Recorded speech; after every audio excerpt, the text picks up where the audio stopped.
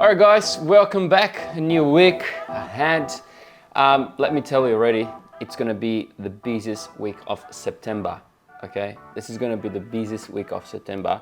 Economic calendar is crazy busy all around the globe. US, Europe, Japan, everywhere is just gonna have big impact news. So it's gonna be a very important week as well. So we can, extract this data coming from all around the globe, and then make what's gonna happen next month and December. Because remember, we are on a very short time. We're gonna be New Year, right? And then 2024. Anyways, so if you don't know me, my name is Luca Santos. I'm the technical market analyst here at ACY Securities. And today, as we usually do, we're gonna have the week ahead. So what we do is I get to analyze all the pairs, and I pick one here that I think it's the most interesting and just tell the analysis for you guys. But of course, I don't have the time to come here and do the whole analysis on the whole pair. So for this, we have the webinar tomorrow, Tuesday, 6 p.m. to 7 p.m. on Sydney time. That's where you can interact with me. That's where I will give out for free, without any charges, all the analysis from Japanese yen, euro, pound, New Zealand dollar, gold. And if you have any questions, you can ask directly to me and I will directly answer to you.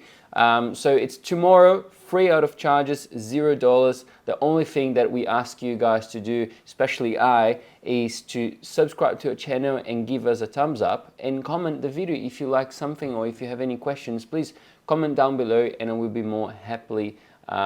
be happily answering the question. All right. So let me close my eyes here. This one, Japanese yen. All right. So let's talk about Japanese yen, and then after that, we're gonna. Well, that's a pretty hard one, but easy one. But anyways, let's talk about Japanese yen, and then I have all the economic data I had for this week that I wanna disclosure for you guys. But okay, let's talk about JPY first. What a week for JPY last week. We did have so many things, especially in the beginning of the week on Monday.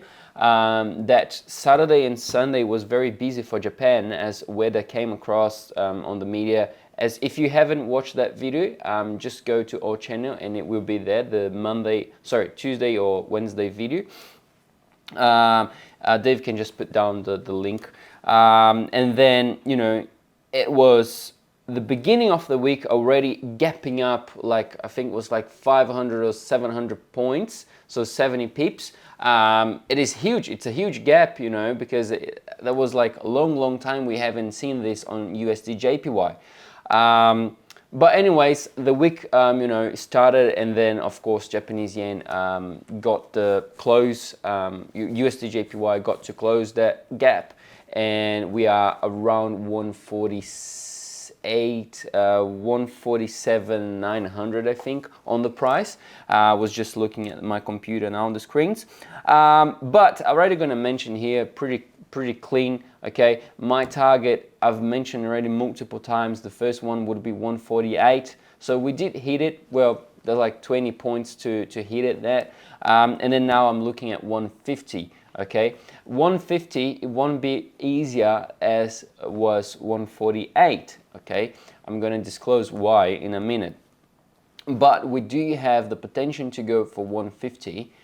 Very easy way. Okay, why?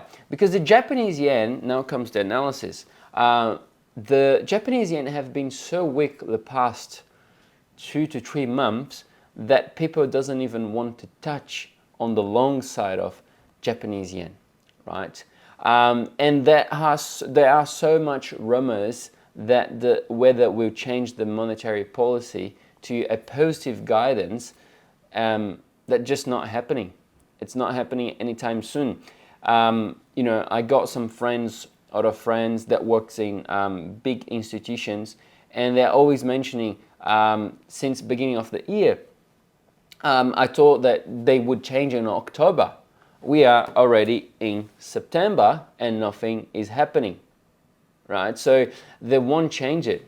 So what they're trying to do is, I don't want to say manipulate the market, but they want to try to give time for the bodge. They're trying to buy time, buy time. This is a very stupid phrase, but they want to try to buy the time so they can have more time to continue to fool it up the media on what they want. And this is happening. This is happening. This has been happening since 6 months ago. Okay, everyone was expecting the BOJ, the Bank of Japan, to switch to a positive monetary policy on October or September or in those 2 months, and nothing is happening. There are a lot of talks, as it has been the whole year, but nothing is actually taking the steps towards a positive guidance changing. Look, it's still the weakest currency around the G10, all right? So Japanese yen and the New Zealand dollar. New Zealand dollar, it's so-so, I would say. It's getting out of the weakest zone, and Japanese yen is definitely the weakest currency at the market right now from the G10 group. I mean, G10, when I say G10 group, I mean Japanese yen, euro, pound, New Zealand dollar, Australian dollar, Canadian dollar, all of the major pairs, the major currencies, okay? But it will be a very interesting week as well for the Japanese yen, as this Friday we will have the monetary policy quote from the BOJ. Nothing will change, all right? They will maintain the same rates, they will maintain the same rhetoric, I would say, but we need to pay attention on what he will say in the after that decision, right? So they have to come and speak to the media, yes. So we need to pay attention on that. Unfortunately, as Japan, we don't have the live stream as like ECB, the Fed, the Canadian, the BOC, the Bank of Canada. So it's a bit harder, but just watch the charts and we can maybe, sort of, I don't like to use predict, but we can maybe predict what's going to happen with Japanese yen. All right, so I still definitely bearish. That's my take on the Japanese yen. If you have a different perspective on Japanese yen, I would love to hear that. It's always good to see, different views and see where I can interact with you guys or help you guys maybe understand the macros, maybe understand the fundamentals on a different way. So comment down below if you have any questions regarding, and I want to know your analysis on Japanese yen as well. All right, so let's go for other economic data. As I mentioned, very, very busy week. So today we won't have anything, Monday, but the things that will start on tomorrow, Tuesday, we have CPI for Europe and Canada. All right, so inflation, we're going to know how the inflation have been on Europe at 7 p.m. on Sydney time. So all of the times I mentioned here is on Australia, Sydney time. So you just need to do the maths for your current time zone. And then we have CPI Canada at 10:30 p.m. Okay. Wednesday, we're going to have CPI for the UK at 4 p.m. Thursday, we're going to have the FOMC economic projections as well the rates decision at 4 a.m. on the morning. I love how they could change that, right? They could put like, I don't know, like maybe 8 a.m., but wow, 4 a.m. Anyways, GDP, we're going to have the GDP for New Zealand at 8:45 a.m. as well on Thursday. And we're going to have the rate decision for Swiss National Bank at 4:30 p.m. And we're going to have the rate decision for UK at 9 p.m.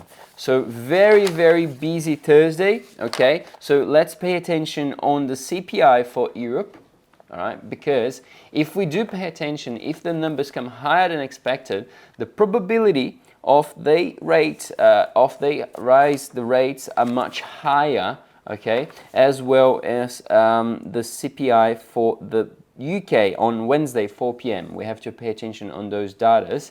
And the big boy on Thursday, the FOMC economic projections. Of course, we need to pay attention on the rate decision, but more we need to pay attention on economic projections, on what they're thinking, forward guidance. All right, guys?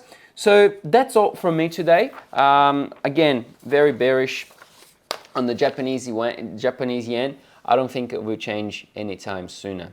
So again, if you want to know the full analysis, all the analysis I have here on my front, there are more than 3, 6, 7 pairs. Please just register for webinar. That it's free out of charges, and that's it. I see you guys tomorrow, and subscribe to the channel, give us a thumbs up, and have a lovely week, guys. I'll see you tomorrow.